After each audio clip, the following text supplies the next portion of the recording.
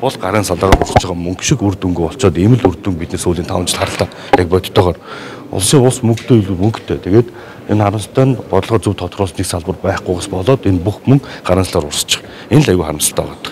Бусдаар гүйцэтгүүлэх ажил үйлчилгээний зардал та нийлээд төсөл дээр суусан баг шиг байлаа л дээ. Одоо тэр хамгийн одоо ханагч болох гэх юм уу тэр зүйл нь одоо бусдаар гүйцэтгэх ажил үйлчилгээний зардал гэж. Олон төрлийн зардал, 12 төрлийн зардал байгаа. Тэгээд энэ 12 төрлийн урсгал зардал чинь бол хамгийн багадаа 5 дахь ус, хамгийн ихдээ 500 дахь ус юм зарлууд байгаа байхгүй. Ерөн зүй танад маш ингэж хэлээ.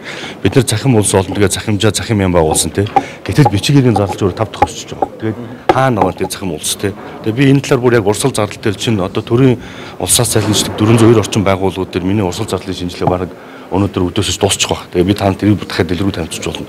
Өмнө нь хөрөнгө оруулалт үр дүнгийн гэдгийг танилцуулгууд хийжсэн шүү дээ. Ярьж шүү дээ.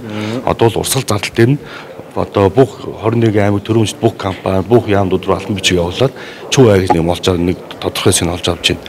Олж авснууд дээр урсгал зардал ихт бол үнэхээр аимшигтай. Бид нар үндсэндээ урсгал зардал ингэж тэлж явсаар байгаад өнөөдөр орлогын зарлагад илхээ болчихж байгаа байхгүй. Одоо айлаар ярих юм бол нэг цалин нэмэгдлэхэд нэмэгдсэн цалингаа байнгын юм шиг бодож үрсээр байгаад өнөөдөр тэр зардал дээр тоглолцоод буцаа зарлаа хэмжиж чадахгүй ийм л улс болж ийм л айл болчиход байна шүү дээ. Тэгэхээр энэ бол хамгийн муу жишээ. Ер нь маш өргөлгөн нэг зардлын урсгал зардлын жишээ хэлвэл. Би сая одоо тэр бичгийн зардлыг хэллээ шүү дээ.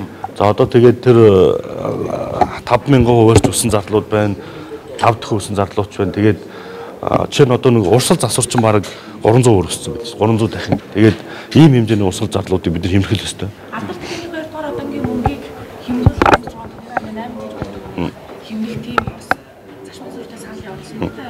Нэмжээгүй. Одоо алдар төхөв чинь жилд нэг 10-аас 12 мянган ижил одоо авдаг.